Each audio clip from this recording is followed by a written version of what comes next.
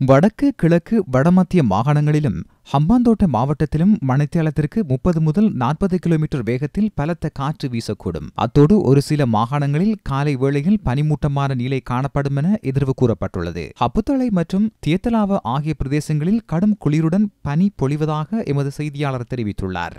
அதிக பனிமூட்டம் காரணமாக வாகனங்களில் மின் விளக்குகளை ஒளிரவிட்டதாக குறைந்த வேகத்தில் பயணிக்குமாறு போலீசார் சாரதிகளுக்கு அறிவுறுத்தியுள்ளனர்.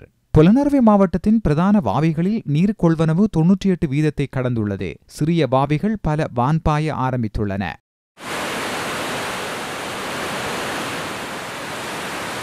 நாட்டில் மிக ஆழமான வாவியான கிரித்தவெல வாவியின் நீர்மட்டமும் அதிகரித்துள்ளதாக எமது செய்தியாளர் தெரிவித்தார். பியானோ முறையில் அதன் வெளியேற்றல் பகுதி தயாரிக்கப்பட்டுள்ளதனால் அதன் நீர் வெளியேறும் விதம் அழகிய காட்சியாக மாறியுள்ளது. கிரித்தலை வாவியின் நீர்மட்டம் அதிகரித்துள்ள நிலையில் வான்பாய ஆரம்பித்துள்ளது.